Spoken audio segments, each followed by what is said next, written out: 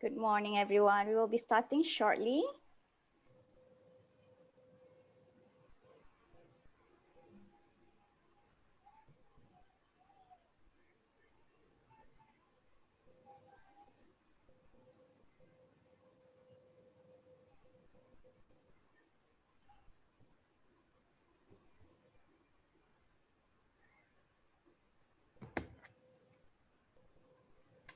Hi, so good morning again, everyone. Thank you for joining us today. I hope you're doing well. And on this important webinar, we will be covering the critical changes in Australia Business and Investment Program to be implemented in July 2021. So on our agenda today, we will highlight the current program requirements, then moving on to the critical changes and how it impacts your migration application. And lastly, the process and timeline to apply before the rules become more stringent. So just to start off, our organization, Global Migration Solutions, and in short GMS, is based in Kuala Lumpur and ANZ Migration in Singapore. We are seen as pioneers in the industry and offer migration services. Our main programs include Australia, New Zealand, Portugal, USA, and also recently Canada. As a premier migration firm, we have more than 16 years experience with 99% success record. Our success record is due to the thorough assessment we conduct upon accepting any migration cases. So we have helped more than 12,000 families migrate successfully. Currently, we have 5 offices across Asia Pacific, which is Malaysia, Singapore, Australia, Vietnam, and also Hong Kong. And we have been awarded Global Migration Agency. So before we start, let me just briefly introduce our presenters for today, who are both licensed immigration advisors for Australia and New Zealand. Firstly, Desmond Ang, our MD for GMS, has 16 years experience in the migration industry. Desmond has a strong background in financial and was a certified chartered accountant with PwC before his migration career for at least 8 years. And secondly, James Allen Hall, the MD for ANZ Migration. He is a certified professional development trainer for migration agents. As a pioneer in the industry, he has more than 17 years of experience in the migration scene. Before that, he had a corporate career in IT, working as a certified project manager with IBM and handled clients across many industries. So they have both been awarded Global Top 25 for migration services under the U Global Immigration Magazine, as you can see here. And combined, James and Desmond have both 30 years experience in the migration scene. Both these experts work closely to support the Malaysia and Singapore offices. Here as well, as you can see, they are licensed immigration advisors in Australia and New Zealand.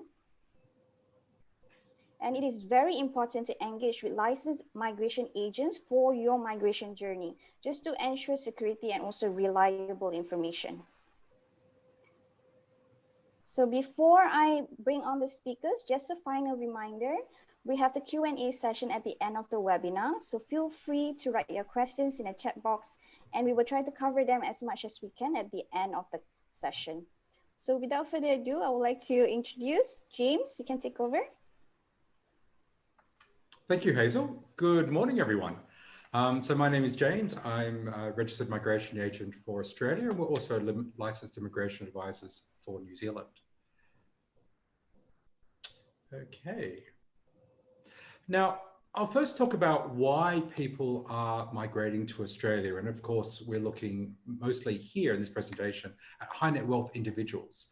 Over the last few years, Australia has been gaining popularity. Prior to about 2016, the US was the favored #1 destination for high net wealth individuals globally, so they would migrate to the US. But since about 2017 onwards, we've seen Australia become #1.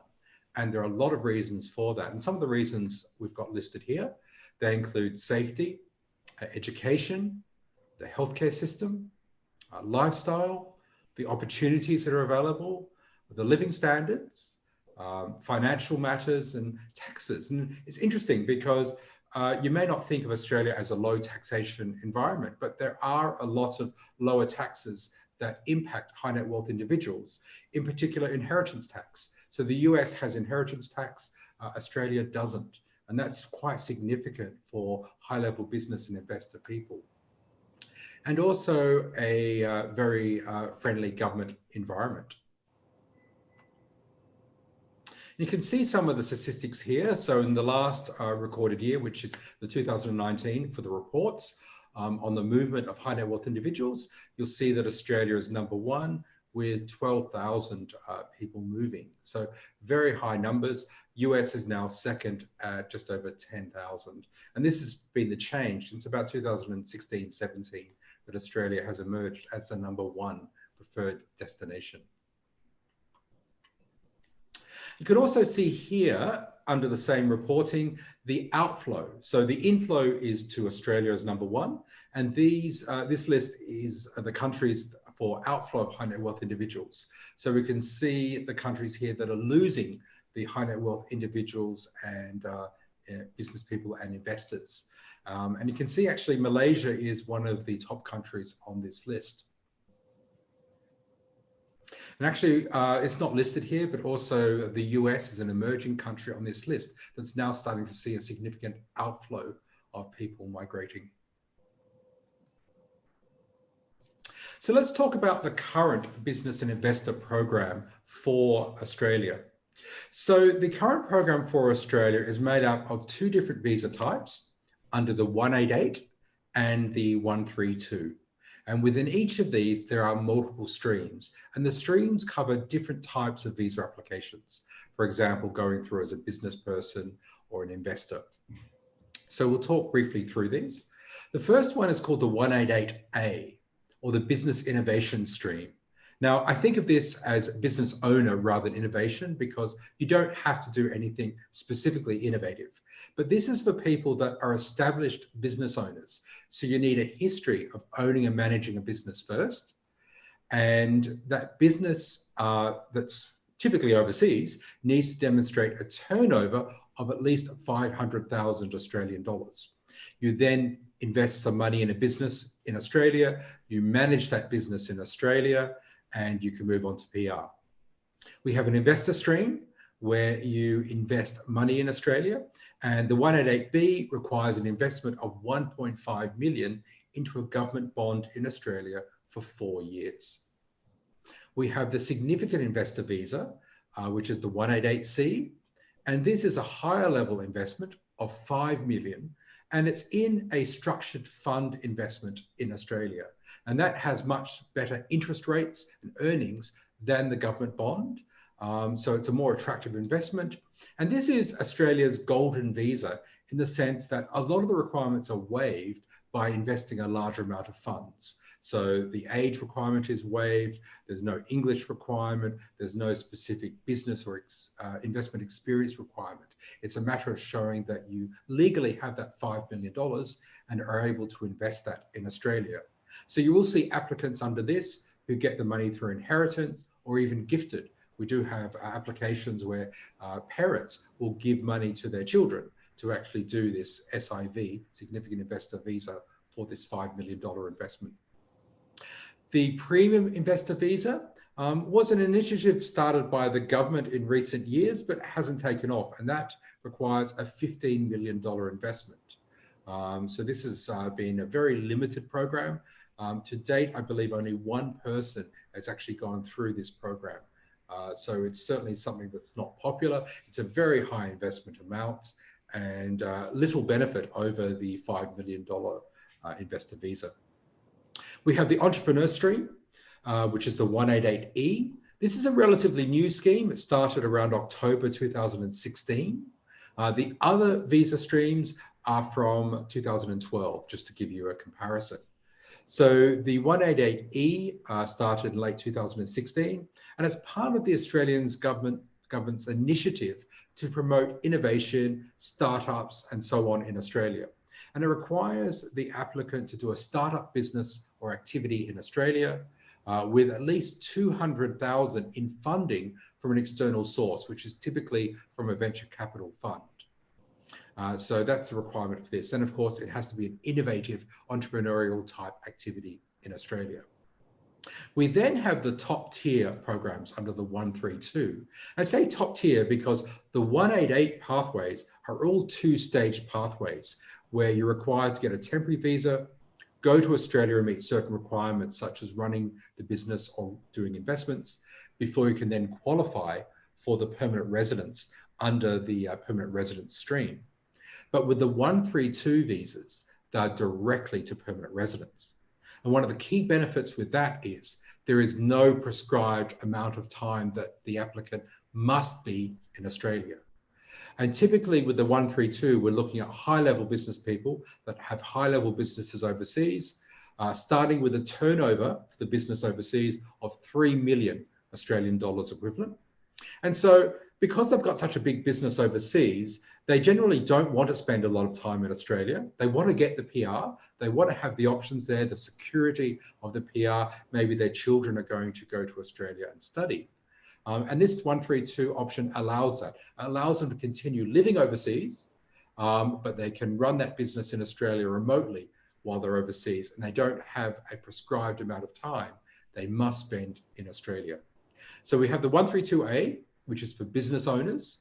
And as I said, the minimum turnover for this is $3 million equivalent. So Australian $3 million equivalent turnover in their current businesses. We have the 132, which is a bigger version of the entrepreneur visa. And instead of the 200,000 in agreed funding, we're looking at $1 million in agreed funding. So that's an interesting pathway as well. These pathways, as I said, are very popular because they are direct permanent residence pathways, but they're the top tier in terms of the business visa, business and investor visa offerings. Now, some good news, despite all the other bad news that's been going on for the last year or so, is that the Australian government is very, very focused on business and investor visas.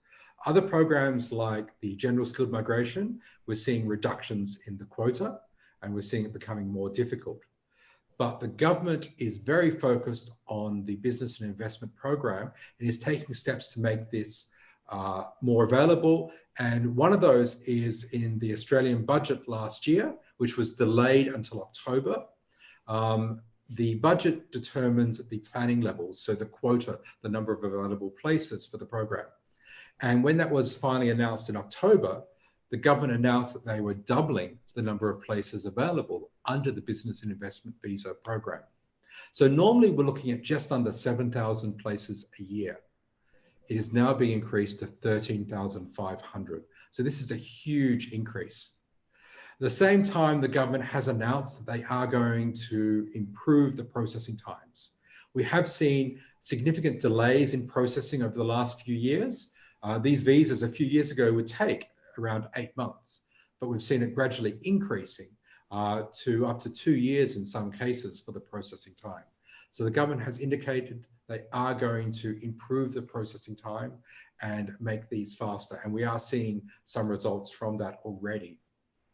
And another thing the government has done, despite the very restrictive travel bans for Australia that limit who can travel to Australia, they are exempting people that are on both the 132 and the 188 business visas. So if you hold these visas, you can travel to Australia during this travel ban period when you wouldn't normally be able to on, let's say, a tourist visa.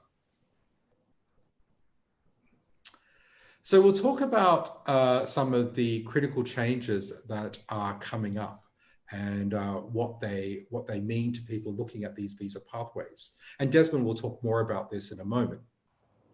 So one of the good things about the approach the government has, and there are lots of good things the Australian government does in terms of how it handles migration. And some of these are, it's a very transparent system. And an example of that is, as practitioners, Desmond and myself have access to the internal procedure and policy manuals that the department uses to assess the cases. So when we look at a case and we evaluate a case, we're able to look at what the internal policy and procedure manuals are that the case officers use to assess. So we can make sure that all of that criteria is going to be met before we submit the application. And that's part of why we have a very, very high success rate in what we do. Now, another part of that transparency is that when the government is looking at making significant changes to the business and investment program, they actually have a discussion with stakeholders, and they will do a review, and they will listen to feedback on the program.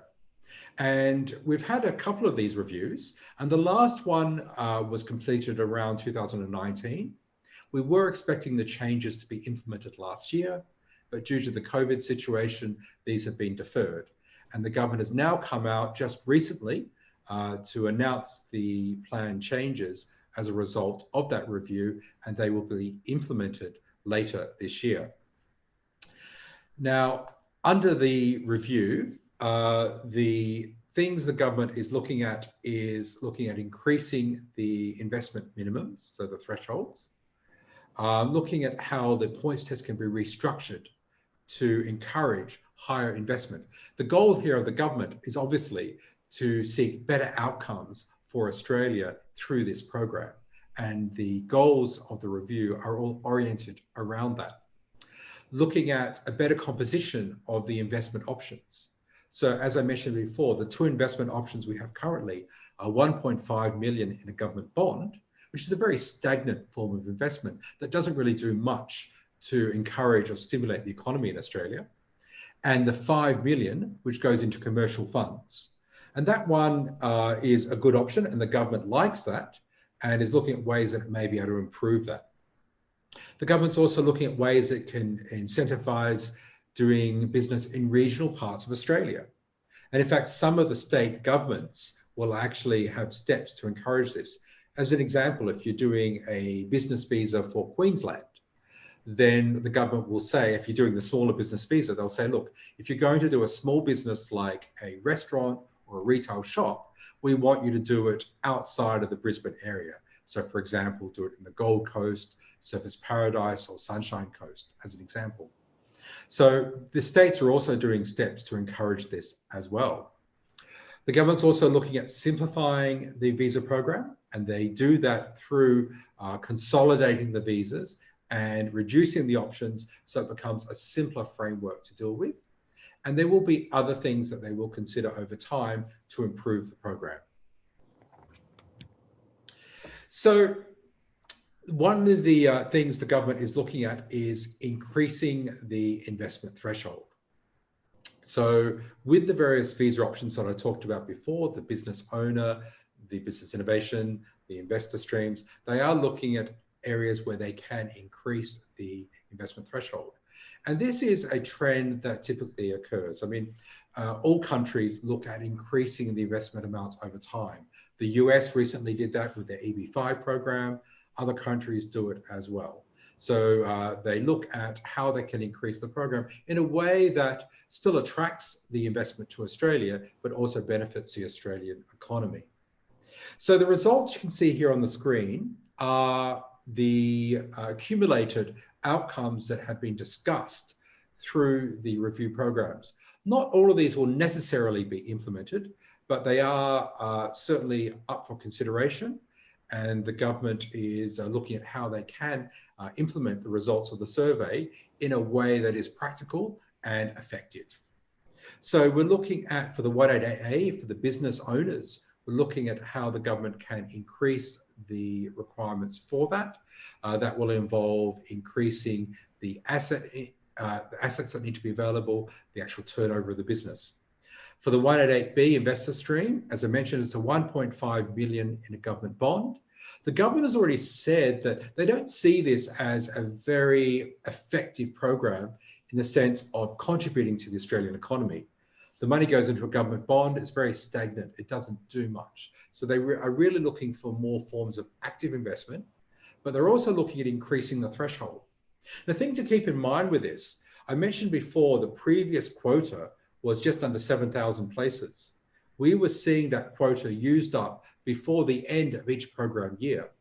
And in fact, in the previous program year, even despite the COVID interruptions, we saw all of those places used up after about probably about 7-8 months. All of those places were used up and didn't actually last the whole program year. So the demand is very, very high. So the government can increase requirements and still fulfill the program and utilize all the available places. The significant investor stream, the 188C, the $5 million investment, they're looking at how they can make that improved. And a lot of the respondents that took part in the review indicated a preference to increase that investment. So between to 6 to 10 million. So that's something the government is considering as part of this review. And the entrepreneur stream, the 188E, the proposed model was to get rid of the venture capital funding because that created a lot of challenges, a lot of difficulty, and that is actually being removed and will be replaced with an enhanced nomination model by the state or territory government. So rather than rely upon the applicant having to secure venture capital funding to prove the suitability of their business idea or their startup idea, it will rely upon the state or territory government to actually evaluate and confirm that they think this is a good entrepreneurial business activity to do.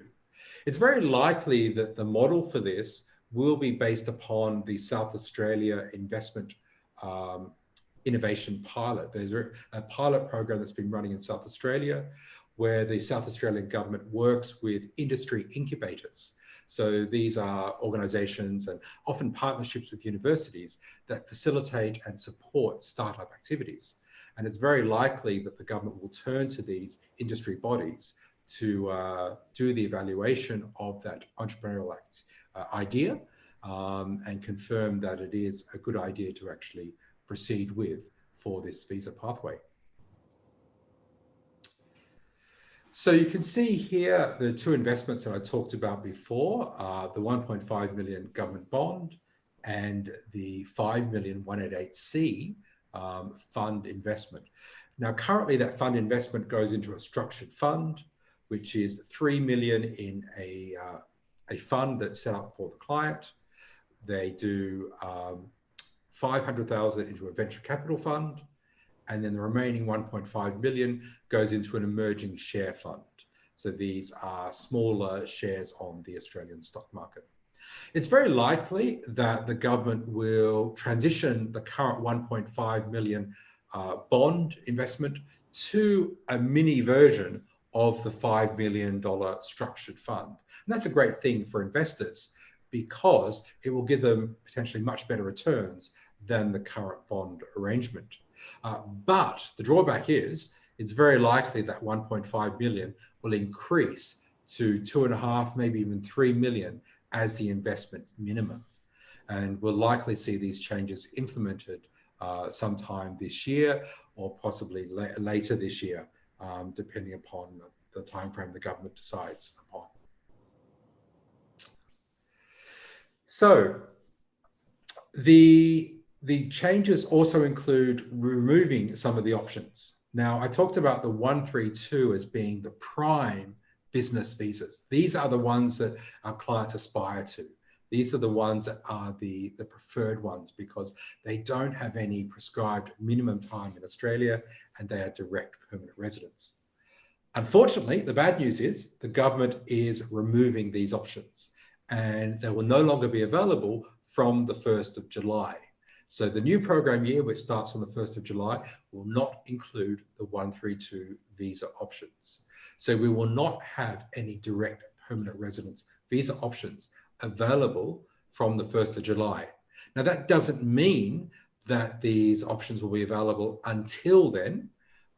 It's very common when the government makes significant changes that they stop the previous program earlier rather than continuing until the new changes are implemented. So we don't know. And that's one of the reasons that when we talk about this, we do say, if you are going to use these options, do it soon, because we don't know what changes may happen in the interim. We don't know if the government will close the door earlier in preparation for these changes to be implemented on the 1st of July. Okay. So points test, we may see an increase in the points test for these visas pathways. So for those who are not familiar, some of these visa pathways have a points test where points are given for factors like age, qualifications, amount of business management experience or investment experience, assets, business turnover, and various other factors. And points are given for these. Now, so far, the points have not been actively used as a way to discriminate between different applicants. It is under a system like the General Skilled Migration, where applicants fight for the points and preferences go to people with the highest points. But under the business migration, generally that hasn't been used in that way. It's just been used as a yes or no. Do you meet the minimum points, which is 65 points? An exception to that is the Victorian government has at times when the places have become limited, so when the program is getting towards later in the year when the available places have been taken up, they have used this as a way to differentiate between applicants. But generally it hasn't been used by immigration to do that. It's just been used as a yes/no. So we might see an emphasis on this to determine who is more qualified as an applicant versus who is less qualified as an applicant. We will see more of an incentive for regional businesses we talked about and possibly priority processing for people that are taking steps to do businesses in regional areas of Australia. As I mentioned, some of the state and territory governments are very receptive and will make it easier for you if you are looking at doing a business in a regional area of Australia. Okay, I'm going to hand over to Desmond, and Desmond will talk about the impact of these changes and what we expect to happen. Hi, James. Thank you. And hi, everyone. Good morning. My name is Desmond. Nice meeting all of you. Very quickly, I would like to take all of you for an overview of those applying for the application now and what is the likely impact of applying for the application after 1st of July. Now, let's start off with the 188A, the Business Innovation Stream Visa. So based upon what was being shared earlier, so you're looking at the Australian government trying to increase the caliber of the applicants in terms of their experience, for those who is able to generate a higher turnover from the current business, for example. So these are the current requirements that will qualify you to apply for the 188A. So the government is looking at increasing the turnover. So this is the turnover referring to your current business. So and this is confirmed, the requirements is going to go from 500,000 to 800,000. So for those who is meeting the requirements just above 500,000, and you might not be able to apply for these programs anymore subsequent to 1st of July. Right, so this might be the window for you to act on it. So likewise, the assets. So the current requirements would require you to own an assets worth of 800,000, and after 1st of July, this number is going to go up to 1.25 million. Okay, of course, we are expecting to see an increase on the investment amount. So that will be the requirements for you to spend more in terms of setting up your business over in Australia. Now, let's look at this investor stream, the 188B. In fact, this is one of the very popular programs among all, except beside the 132. And reason being, some of you out there or some of our clients are not ready to run a business in Australia, rather than investing into the government bond, passive investment, not risking the investment. So after 1st of July, so potentially you are going to have to invest more, somewhere between 2 to 3 million. Just to share with you, for New Zealand, the last changes had increased. The New Zealand government had increased 1.5 million to become 3 million. So we are expecting the Australian government most likely following the same decision. And importantly, if you are looking at keeping your investment safe into the government bond, this might not be an option anymore after 1st of July. Yeah, like what James has just shared with you, this 188B is going to be likely going to be a small or mini 188C programs. Let's have a look at 188C. So 188C, other than having a higher investment from 5 million to 6 to 10 million, but importantly, the composition of the investment. So the government is also increasing the higher portion into the venture capital fund, which is relatively a slightly higher investment fund as compared to the small cap and balancing investment. Yeah. So these are you can see, the changes are quite significant. Not only the investment amount, but also, the types of the investment that you are putting, you're going into. Last but not the least, importantly, this subclass 132A. So if you met the requirements as in your current business, achieve a 3 million turnover, or already making a 3 million turnover worth of a business. So these would be the options that you should not be, you should not miss out. Because after 1st of July, this program is going to be cancelled. Yeah. And this is a direct PR programs. So as compared to all others, including 188C, having to invest 5 million, you don't get a direct PR, but these programs allow you and your family members to become a PR immediately after the visa is granted. So this is the window for you to act on it.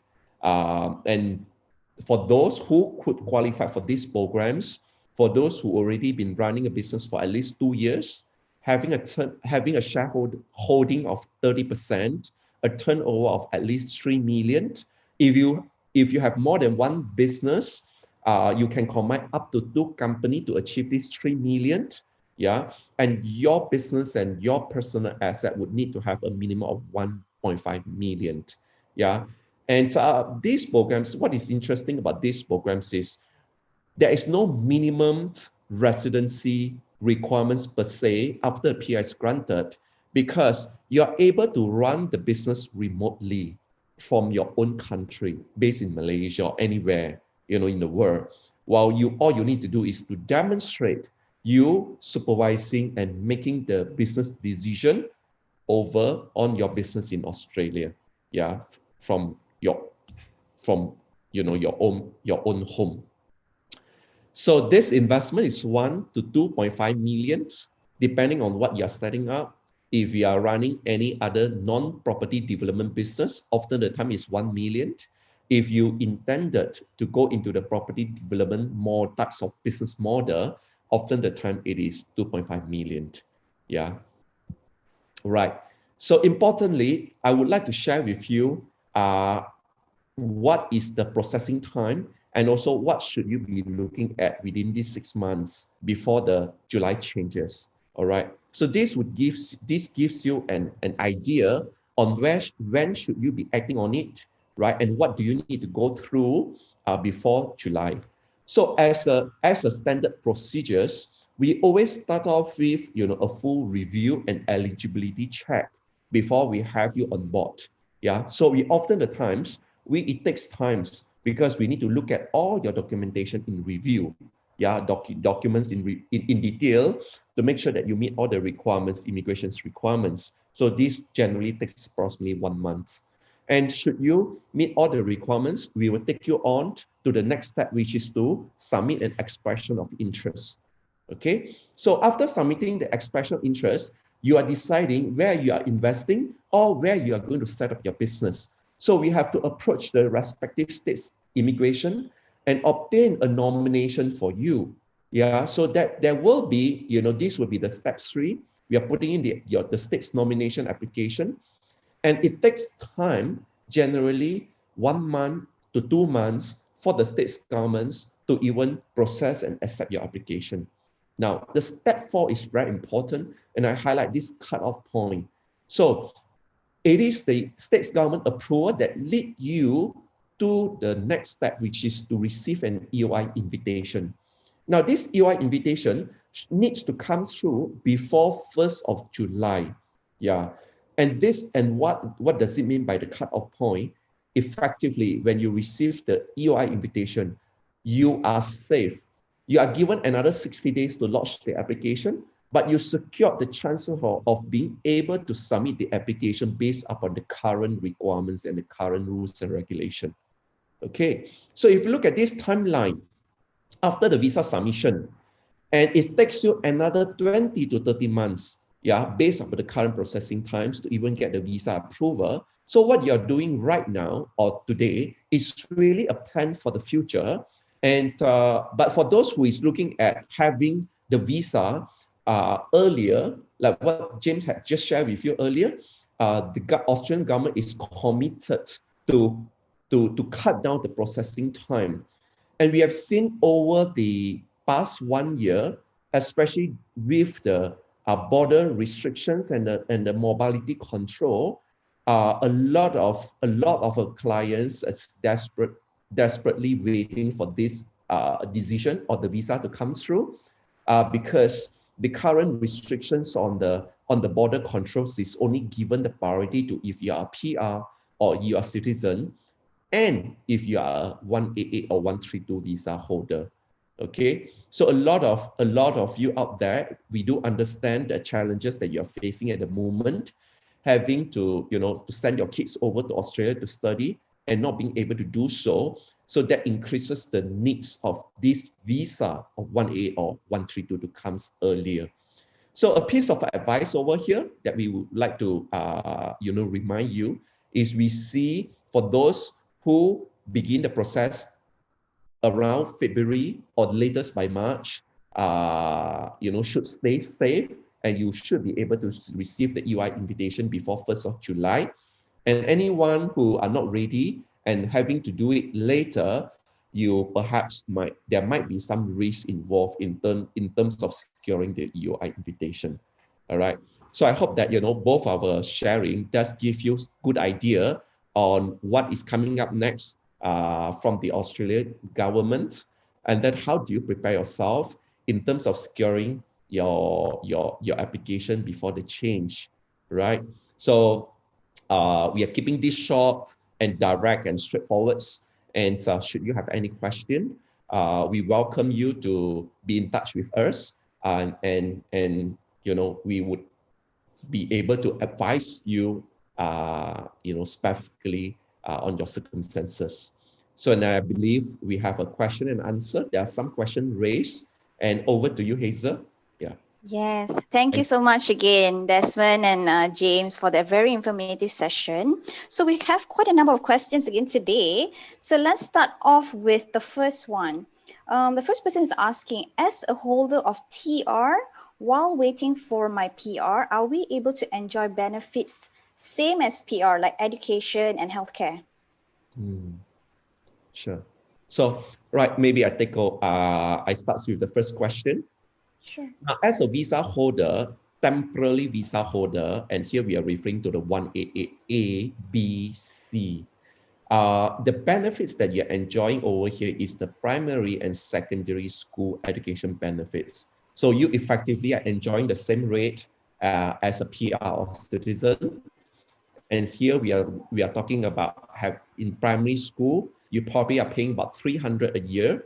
Those are the activity fee. The school fee is free. So for secondary school, you're probably paying around 1,000 to 1,500. Yeah. There is a delay on the tertiary education until you become a PR. So if your children is already ready at the stage of going into the university, so that benefit starts or comes in when you become a PR. Thank you. All right. Okay, on to the next one in regards to the investment option. May I know what is the interest rate for government bond? Sure. I'll answer that. So my turn, I guess. So interest rates at the moment are very low. And in fact, in some cases can even be negative, although the government is capping them at 0% when they are negative. So the thing to understand with the $1.5 million government bond investment is you're not going to see any appreciable return, but it is a safe investment because the base amount is guaranteed and it's with the government treasury. So it's a very secure, safe investment. It is I call it the safe, boring pathway. It's not very exciting. You're not going to get returns, but it is a very safe pathway in that you don't have to worry about running a business in Australia. You put the money in there, you spend some time in Australia, and then you'll get the permanent residency later. The drawback of that is you have to wait for the full 4-year period. Whereas if you are doing a business visa, you can potentially get your PR after 1 or 2 years. You can apply for it rather than wait for the full 4 years. Okay, I think the next one will also be relatable. The investment amount of 1 to 2.5 million required. Will that be the paid up capital of the company that I plan to open there? So, sure. So this question seems to be for 1 to 2.5 million. No, the answer is no. So this is the 1 to 2.5 million. You decide on how much is the pay up capital, and the balance goes into your working capital. Yeah. So it could be any X amount. There's no minimum requirements on the pay up capital. It could be any amount, and the balance goes into the working capital where you are spending the money to buy, your stocks. You're using the money to buy equipments. You're using the money, to pay the expenses. Yeah. All right. Okay, on the next one, regarding 188A, for business turnover eligibility, only one business, or can it be combined with 2 businesses? You can combine up to 2 businesses. So we have what's called a main business or businesses, and it can, by policy, be allowed to include up to 2 businesses. So you can combine the turnover and assets from up to 2 businesses to meet the threshold requirements. Okay, I'm also coming back to a question for the same person who were asking about the TR earlier. So he did say that my son is in year 1 or university when I'm still holding a TR. By the time I got my PR, he will be enrolling into year 3. Will I enjoy the low education fee for him in year 3? Your son will be enjoying the benefits when effectively when the AA8 visa is granted, or when the status change to become a PR. All you need to do is just to notify the university with the status, and the school fee is an entitlement for all PR to pay a lower fee. Okay. Okay, thank you for that. So how frequent do I need to stay in Australia in order to qualify as a PR while holding a temporary visa? Look, this will vary depending upon the pathway you're using. So the amount of minimum time required varies. And you've got both the visa requirements, but you also need to consider the state or territory requirements if they have any additional requirements. But just very quickly, for the 188 business owner, the minimum amount of time is 1 year. For the 188B investor, 1.5 million, it's 2 years. For the 188C, the significant investor, it's greatly reduced and it's 160 days over the 4-year period. So that's got the lowest amount of time. Okay. And relations in regards to the same question for 188A earlier, for the business, is it 30% shareholding in both businesses? And how many years do the companies need to exist? Okay, sure. So we have this thing called main business. Yeah. So to be able to apply for this 188A, you must meet this criteria called managing a main business for a minimum of 2 years, right? So the first answer, the answer to the first question is you must be running a business for a minimum of 2 years. And what would qualify for this main business? So each of these company that you're using to qualify for the main business, you must have a share of minimum 30%. Okay, but that depends on how much is the turnover of the company. So if that company doesn't have a turnover of at least 400,000, yeah, then your share would need to be at least 51%, right?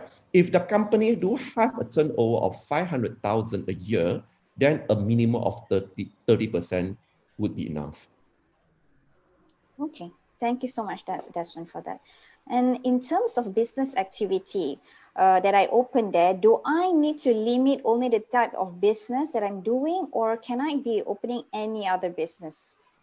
Generally, our clients do a different kind of business in Australia. It's very common. Most of our clients will do a different kind of business in Australia, often a business they've dreamed about doing. Sometimes it might be a restaurant. It could be, a small business. So generally, they will do a different kind of business. And generally, that's acceptable. And certainly from the visa side, the government doesn't require you to do the same kind of business. The exception at the moment is the Victorian government is a bit strict at the moment. And I find this a bit strange because we've got, an increased number of places available. But despite that, the Victorian government, and not the other governments, but the Victorian government have become very tight for this program year. And they're very focused on economic recovery.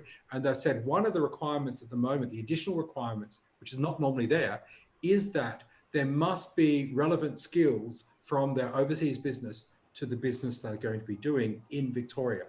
But with the other states, we don't have that limitation at this time. So they can do a different kind of business in Australia if they wish to.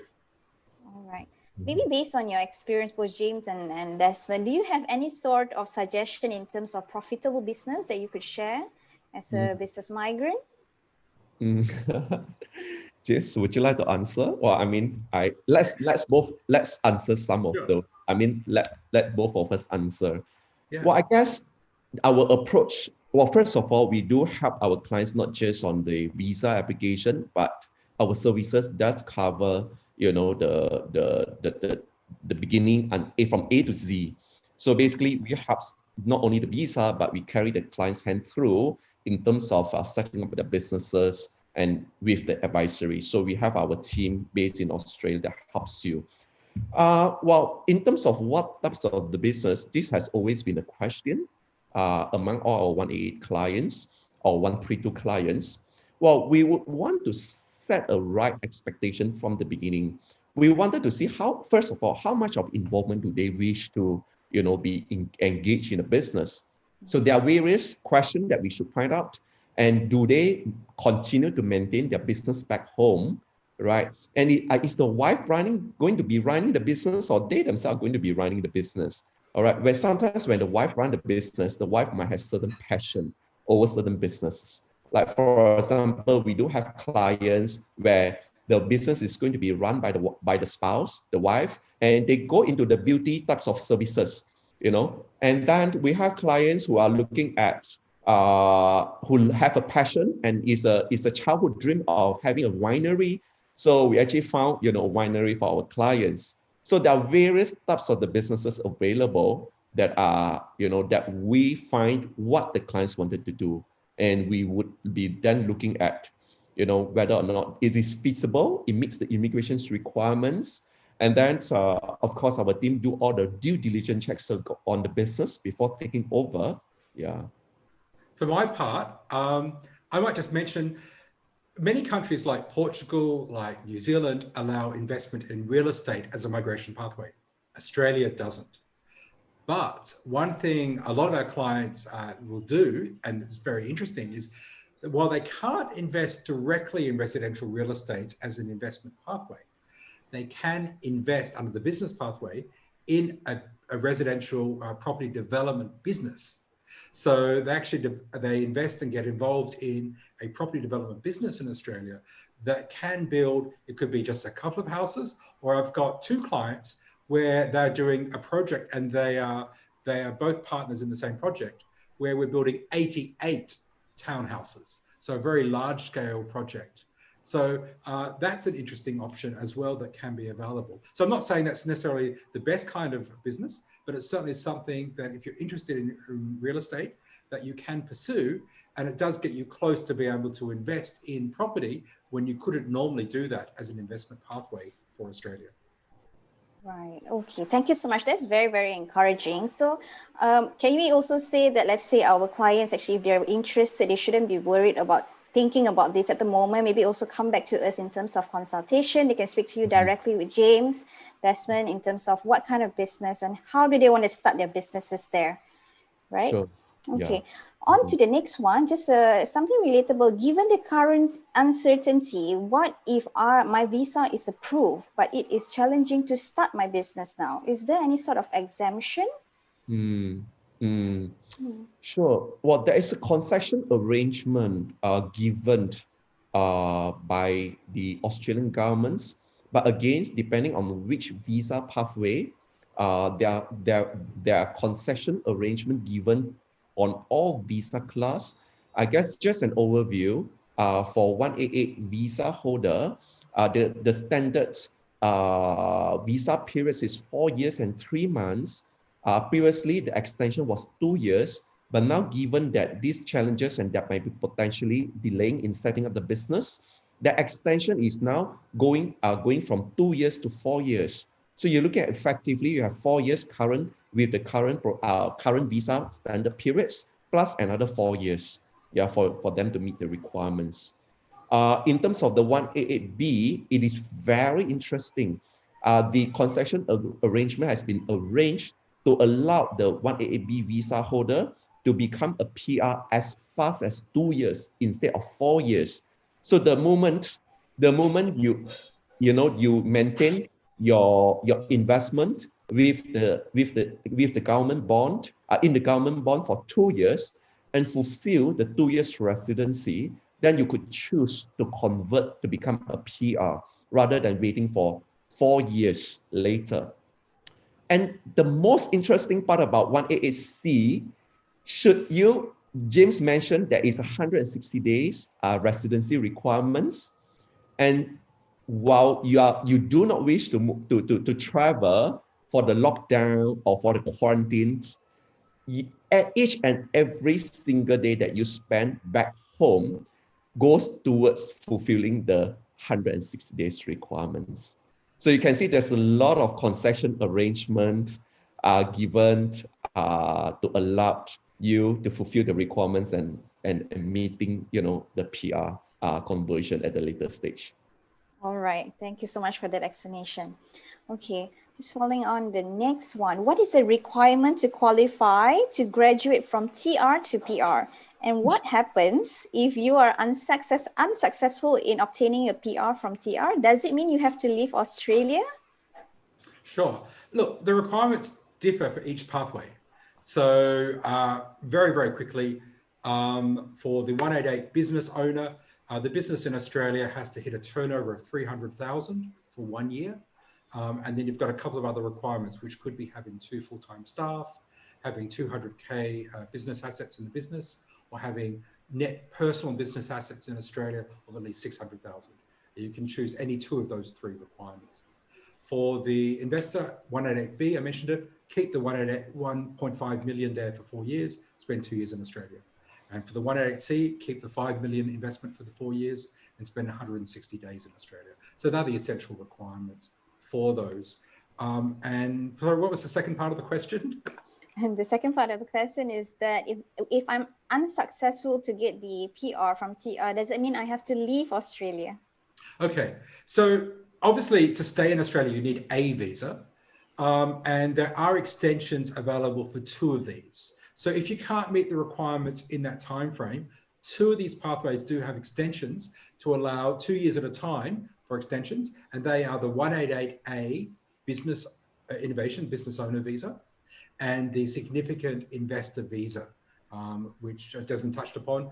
You can extend that as well. And in fact, we do have some clients that decide to extend the temporary visa, even though they could qualify for the PR, because there are some special tax exemptions for overseas income that are only available to temporary visa holders. So especially for very, very high level income people with a lot of revenue, overseas revenue, such as under the $5 million visa where they may have a lot of investments overseas, it can be tax effective to actually extend your temporary visa. But if you're not able to extend and you don't have any other visa to stay on in Australia, then ultimately, yes, you would have to leave the country. All right. Thank you so much. I think there are more questions coming in. So the next one, can you explain more on the venture capital option? And is it an investment into venture capital fund established in Australia? Well, no, it's not an investment into venture capital fund. Basically, these programs would require you to secure funding from venture capital company. Yeah. And this has to be an approved venture capital company under the immigration list. So it is about your company or you having the ability to secure the funding. So these venture capital companies looking at your business being potential business and has an agreement to invest into your company. So you need to secure that for you to be qualified for these visa programs. Okay. And the next question is, I think, a very direct one. Assuming I have all the papers ready, can I still apply for 132A visa? Yeah, that's still open. It will not be available in the next program year from the 1st of July. We haven't got any indication when the current program will stop. But yes, if you're ready to do that now, absolutely. And you should go ahead because it's a fantastic option. It's direct PR and it's not going to be available in the future. So yes, we can do that right now. All right, that's good. Okay, then the next one, under 188B, how does the 2.25 million requirement work and how strict is this requirement? Right now, there are few criteria on the 188B, but let's talk about this 2.25 million. So this comes under the clause 188.244.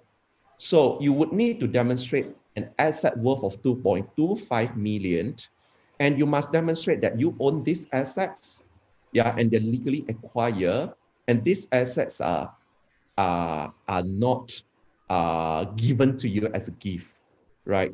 So your assets of 2.25 million, first of all, it could be in terms of property, it could be in terms of the share, it could be in terms of the savings, fixed deposits, and it could also be, if you are a business owner, it could also be business assets that you owned by holding the share percentage, you know. So the requirements here is you need to show the ownership. What is important about this is showing the ownership.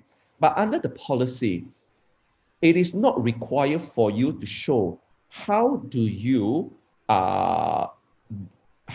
get the money to first purchase the property. Let's talk about the property. So let's say you bought a property 10 years ago. It is not a standard policy for you to demonstrate that how did you derive or where did you get the money, you know, to purchase the property. The immigration would look into, you know, the history, your background, yeah, your profile, where your sources of income are mostly coming from. Are you a salary employee or are you a business owner? And they will determine whether or not the amount of the assets that you owned, it makes sense. For example, you could have purchased the property with much lower amount, and the property could have appreciated 50 or 80% more today. They are looking at the current value, yeah. Unless the case officer is suspicious about, you know, your assets and also where the money is coming from. Otherwise, all you need to do is to show, you know, the current value of the assets as well as, you know, the ownership. So you're proving by, in terms of, if it is property, your title deed, your sales and purchase agreement. If it is the assets in the bank, you show the bank statements. All right. Thank you. Thank you so much, Desmond. Also, the next one in regards to 132A, is there any age bracket qualify? What if I'm already 60 years old, but still active in managing a business? Sure. Look, there is an age requirement for the 132A pathway, and that is the main applicant is under 55 years of age. But there's a big but here. It is possible if the state or territory government agrees to get a waiver for that. And some states and territory governments are more receptive to this, some are less receptive. Western Australia, South Australia tend to be the most flexible with this. And the general rule of thumb, let's say for Western Australia, is if you increase the investment you're making so the investment in the business in this case, by 50%, then they will give you an age waiver. And I had someone during Western Australia last year that was 65 years of age who got an age waiver. They required a little bit more than the 50% in that case, but they gave them the age waiver, and they were 65 years of age when normally they have to be under 55 years of age. And so we did that through talking to the state government and getting their approval, prior approval before we did the nomination application. So absolutely, we can cater for cases that are beyond the official age limitation. All right, thank you so much, James. And on to the next one. Can one still apply for the visa 188E? Can you please tell us more about this visa? Sure. Well, this 18E, it is also about you securing the funding from the venture capital, from the venture capital based upon the current requirements. But take notes, this funding model doesn't work at this point of time. In fact, it is not an easy process and procedures based upon the past records. There weren't many application went through. And take notes, this visa is also going to be replaced. The funding model is going to be replaced later on by the endorsement from the state and territory governments. Yes, if let's say you meet the requirements at this moment, you secure funding, you have a genuine business to run, to set up.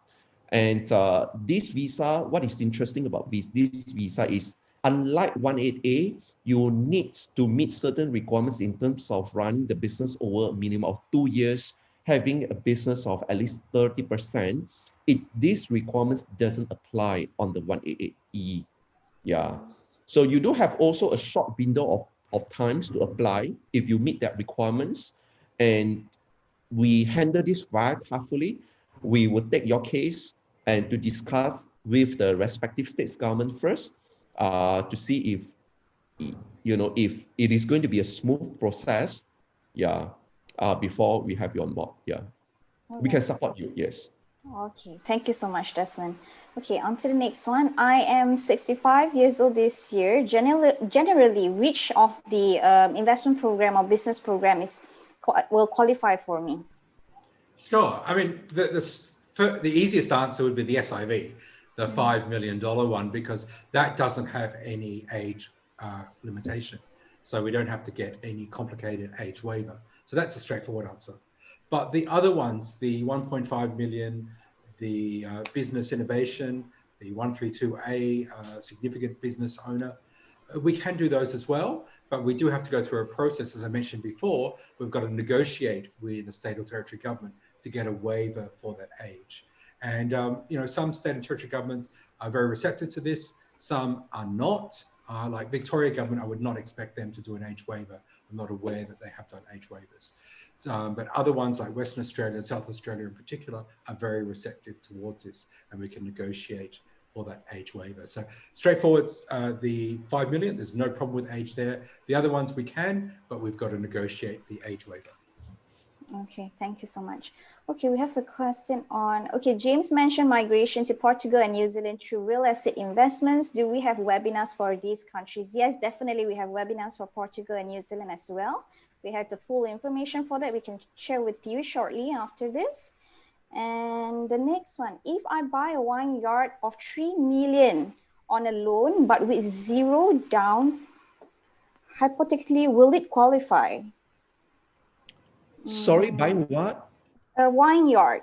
A vineyard. Yes, 3 million on loan. Will I qualify? Okay, now, first of all, when we talk about buying a winery, the visa, the normal visa requirements, if it is for the purpose of the business migration like 18A or 132A, it does require, I need to emphasize, it does require your involvement in the business. Yeah, it is not purely buying over a winery and leave it and take it as an investment. Okay. Now, using the loan to buy it. Now, when we talk about this 188A and 132A, So the investment of buying over a winery just comes after the visa granted. Yeah, there's no requirements for you to invest it during the processing time, or rather until the visa is granted. The amount of money for you to transfer over to Australia for the purpose of buying the business is not subjected to a review, or you are not required to prove where does the money coming from, whether or not it is from a loan or it is from you liquidating certain assets.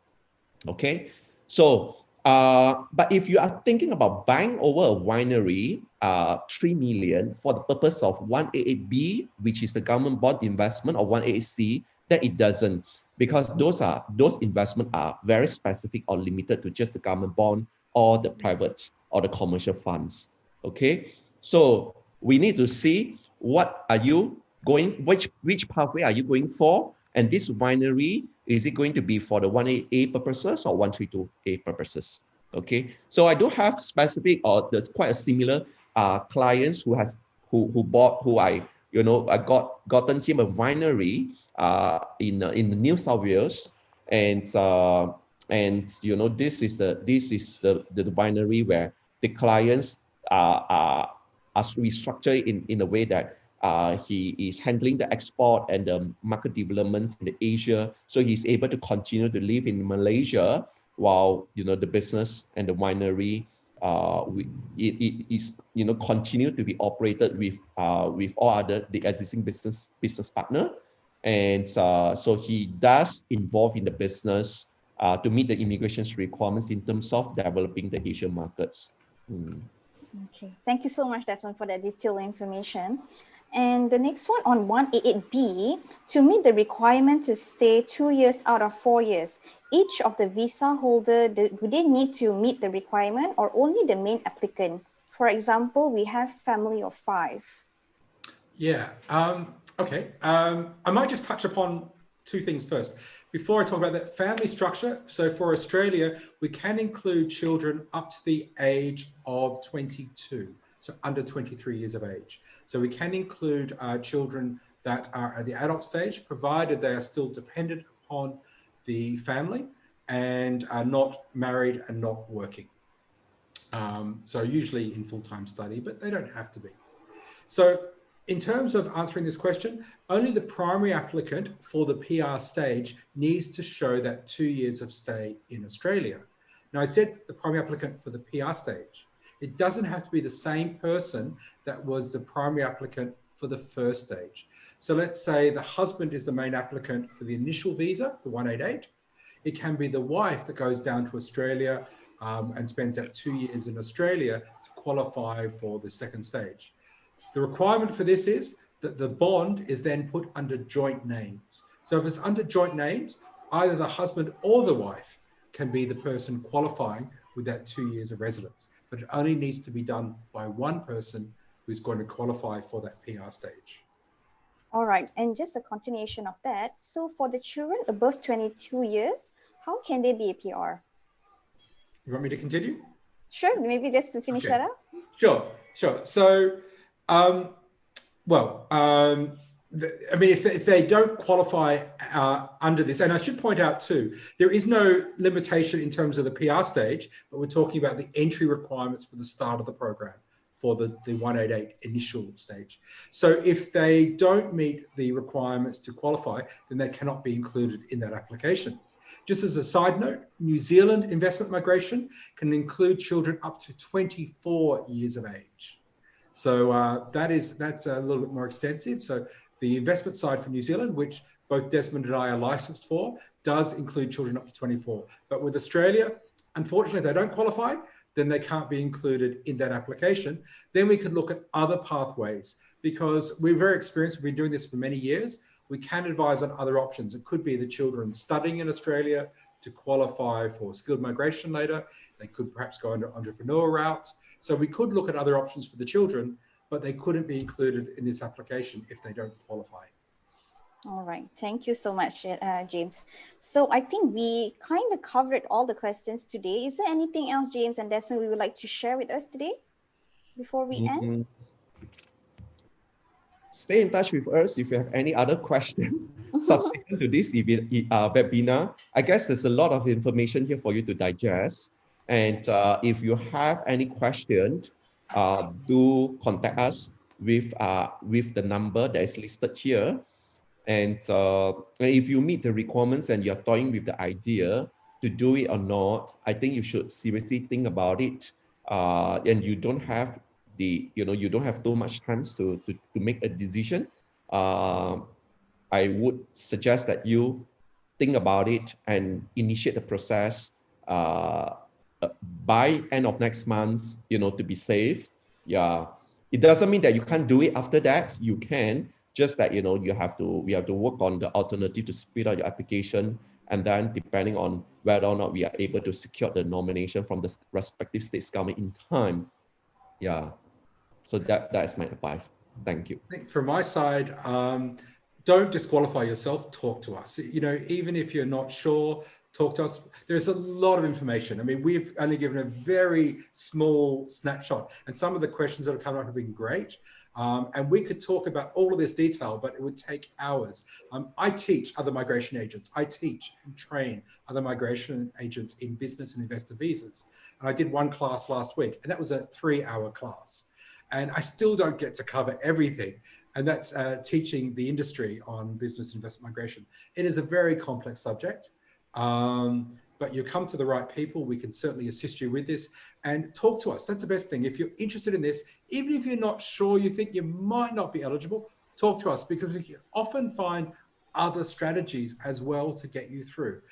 We've helped clients where they've approached us for a business visa. They haven't been eligible, but we've actually used other techniques and other strategies to get them across the line, to get them the PR. So the best thing is talk to us, and we can give you the right advice for your situation. That's right. Thank you so much, James and Desmond, for that conclusion. So everyone, thank you again for attending. And once again, if you would really be interested in this, so just come and contact us, send us an inquiry, send us an email, or just send us a WhatsApp, and our staff will be in touch with you to arrange a consultation. So thank you again, everyone. So we hope you have a good day today. Please be in touch. Thank you. Thank you. Take care. Thank you, everyone.